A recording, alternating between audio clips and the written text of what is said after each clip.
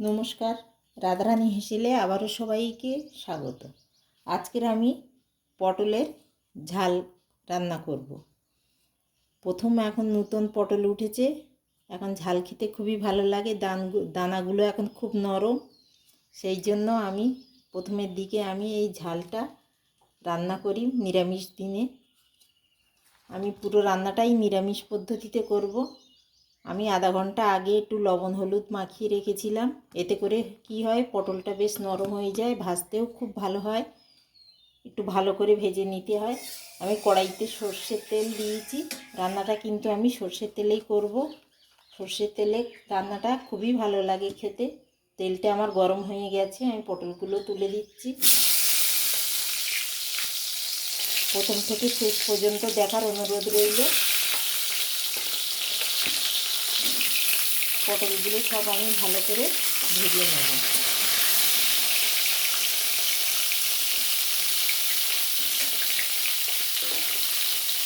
এই রান্নাটা ভাত, রুটি, পরোটা, লুচি সবার সঙ্গে খুব ভালো লাগে খেতে।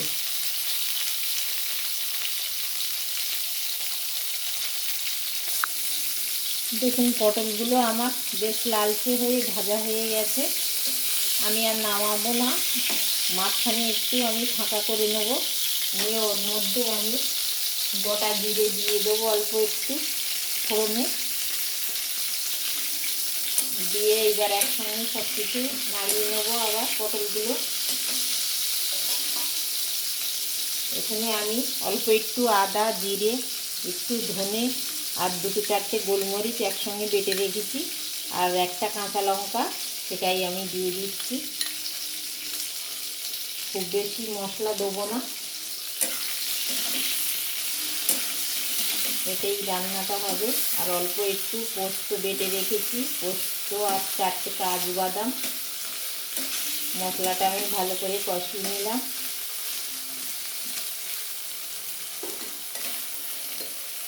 এবার পোস্ত আর কাজু বাদাম বাটাটা দিয়ে দিচ্ছি।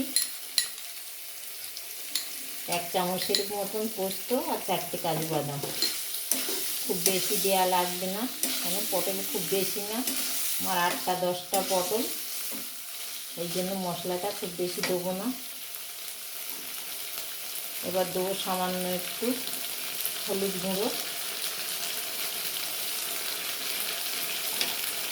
লবণ আমার দেয়া ছিল,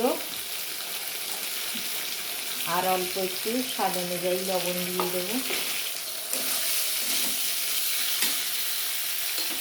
দিয়ে আমি মশলার পাত্র ধোয়া জল দিয়ে দেবো একটু।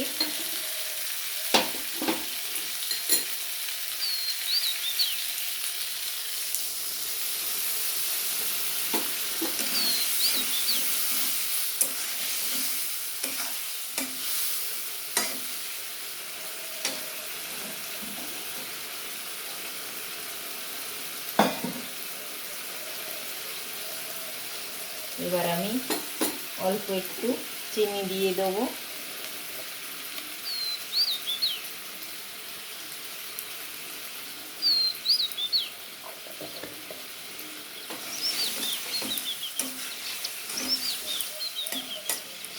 এবার এমনি অল্প আঁচে কিছুক্ষণ একটু ফুটিয়ে নেব।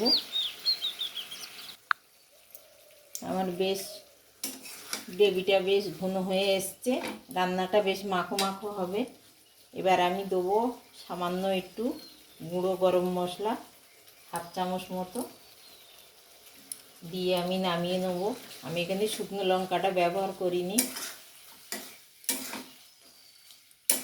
কাঁচা লঙ্কার স্বাদ আলাদা, আবার শুকনো লঙ্কার স্বাদটাও কিন্তু আলাদা, সেই জন্য আমি আজকে কাঁচা লঙ্কা দিয়েই রান্নাটা করলাম। এবার আমি গ্যাসটা অফ করে আলাদা একটি পাত্রে ঢেলে নেব। আমি রান্নাটা আলাদা একটি পাত্রে ঢেলে নিয়েছি, উপর দিয়ে একটু ধনেপাতা কুচি দিয়ে দিয়েছি। দেখুন আজকে রান্নাটা আমার কেমন লাগলো জানাতে একেবারেই ভুলবেন না। সবাই ভালো থাকুন, সুস্থ থাকুন। দেখা হবে আবার পরের কোনো রান্না নিয়ে।